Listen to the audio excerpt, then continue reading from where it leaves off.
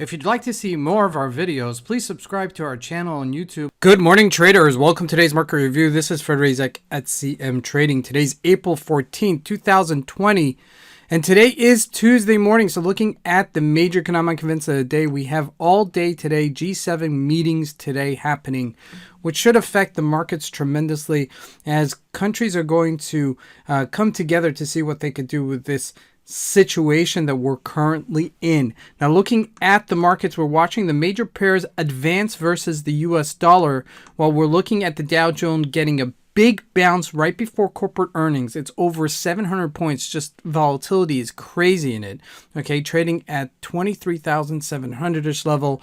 While we're looking at the commodities, gold shows continued strength above 1715. While oil pretty much falters. We're going to take a look at that. And lastly, looking at the stocks, we have a mixed bag. But today we have some major companies coming out with earnings, including JP Morgan Chase. That's the first company that will be actually coming out with their corporate earnings as we enter this week. We have other major companies like Amazon, like Google, like Microsoft coming out with their earnings as well. So just stay tuned as the market kind of reacts to it. But let's take a look at the markets and see what we can expect from today's trading. So we're going to first start here with the Euro USD, and pretty much you can see it's flatlined. Okay, out of all the currency pairs, this one is the least volatile right now. However, looking at some of the other currency pairs versus the US dollar, including the GBP USD, you can see like it's inching up higher. Okay, which is actually very interesting as it's getting a little bit stronger, almost to levels right before this coronavirus situation. Okay, so we are at a minor resistance-ish level right here. If we break above this 126-ish level, I think we could get back to the 127.5.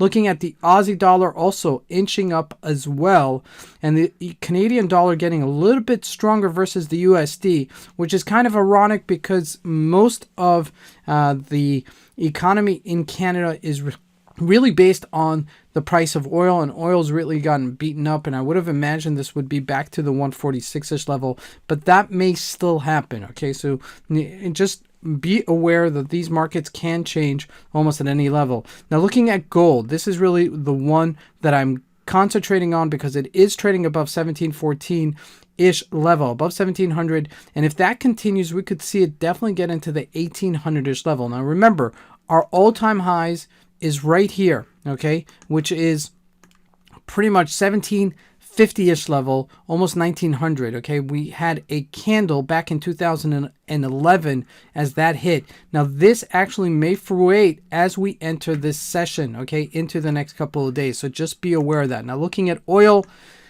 dead. 22.58, not bouncing, showing no resilience, even though the OPEC Plus had cut their production. So this, suffice it to say, doesn't look like it's going to be back to the $30 range anytime soon. Okay, if anything, we'll be testing the $20 by, I believe, by the end of the month. Now jumping into the Dow Jones, okay, we're trading at 23,700-ish level, and look at that from yesterday. Okay, all the way into today. Let's take that up. Okay, on 1 hour chart, you could see we traded all the way down to 22,981, and we're trading at 23,700 level, which is about a 750 point move upwards. Now we're at the upper limit here. Okay, so we are at resistance in this level here, and if we don't break above it, we could see it further continue to trade on the downside, okay? Especially since these major companies are coming out with earnings. Now, my personal belief is that the earnings season is going to be a mixed bag. There's certain companies that are going to be okay, and there are certain major companies that are not going to be okay, okay? So if we look at the banks, I think they're going to be struggling for a while, but if you look at companies like Amazon, like some of the other major components, some of the online components like Facebook, I think they're going to be okay. I don't think it's going to be the devastation that everybody's anticipating. Okay, so just be aware that as this continues into today. So this is really a major potential play today, as this may have a correctional move on the downside, or it may even break on the upside. And if it does break on the upside, then our next resistance-ish level is somewhere at 24,500-ish level. Okay, so that could be the next move today here on the Dow Jones. Okay, but just be careful because the volatility is there. Now jumping into JP Morgan, let's look at a daily chart here.